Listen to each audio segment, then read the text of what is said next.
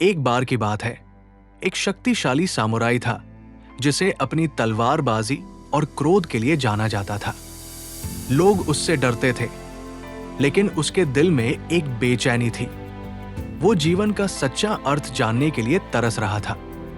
एक दिन उसने सुना कि एक बुद्धिमान ज़ेन गुरु पहाड़ की चोटी पर रहते हैं। सामुराई ने ठान लिया कि वो उनसे मिलेगा और अपने सवालों का जवाब पाएगा। कठिन चढ़ाई के बाद वो आखिरकार गुरु के पास पहुंचा। उसने अपनी तलवार जमीन पर रखी और घमंड भरे स्वर में कहा, गुरुजी, मुझे बताइए कि स्वर्ग और नरक क्या है।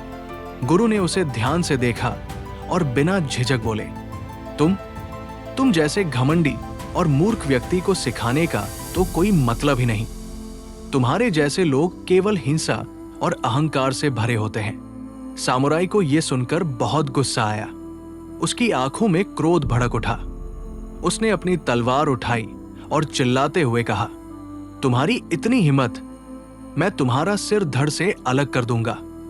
गुरु मुस्कुराए और शांत स्वर में बोले, यही है नरक। सामुराई चौंक गया। उसने अपनी तलवार नीचे रख दी और अपनी गलती समझी।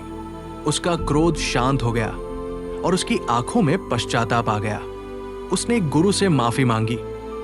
गुरु ने उसकी ओर देखकर कहा, और यही है स्वर्ग। सामुराई स्तब्ध रह गया।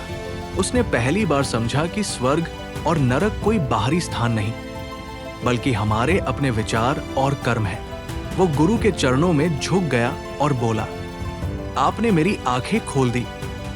मैं आपका आभारी हूं। गुरु ने मुस्कुराते हुए कहा, याद रखना, तुम्हारे विचार और कर्म ही तुम्हारी दुनिया बनाते हैं। हर दिन, हर क्षण तुम्हारे पास स्वर्ग या नरक को चुनने का अवसर होता है। अंत में सामुराई बदले हुए व्यक्ति के रूप में लौटा और उसने शांति और करुणा का मार्ग अपनाया। यदि आप भी अपने विचारों और कर्मों से अपने जीवन को स्वर्ग बना सकते हैं, तो चैनल को सब्सक्राइब करें और दूसरों के साथ ये सीख साझा करें।